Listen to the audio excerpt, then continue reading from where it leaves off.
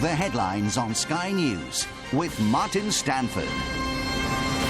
One pilot has been killed and another is seriously injured after a Virgin Galactic spacecraft crashed on a powered test flight over California's Mojave Desert. The incident occurred after Spaceship Two fired up its rocket following a high-altitude drop from the White Knight 2 mothership. Virgin Group founder Sir Richard Branson says he's deeply saddened by the devastating loss. Initially, everything was going just fine. So it was just excitement. It was like, go, go, go. Hey, this is great.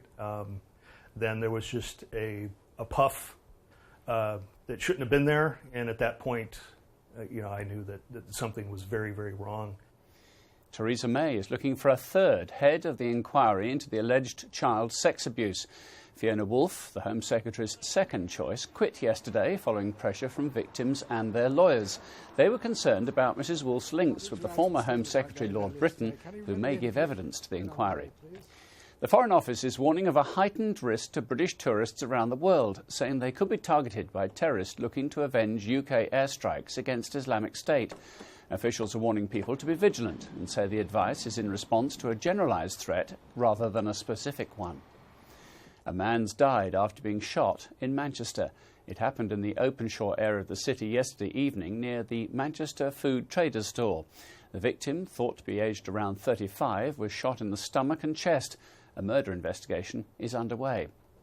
Ed Miliband wants to replace the House of Lords with an elected Senate if Labour wins the next general election. He'll tell a conference in Blackpool later that the current system is failing to represent large parts of the UK. Senators will be chosen from Scotland, Wales, Northern Ireland and the English regions instead of political constituencies.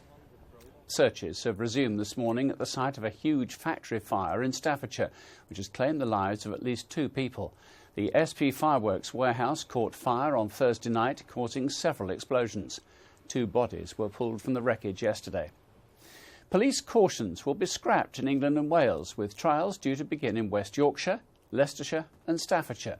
Under new government plans, minor offenders could now be forced to write an apology, repair damages or pay compensation.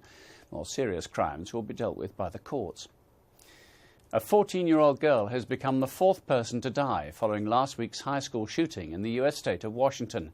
Shaylee Chakol-Naskit was left with severe injuries following the attack last Friday, which was carried out by a fellow student.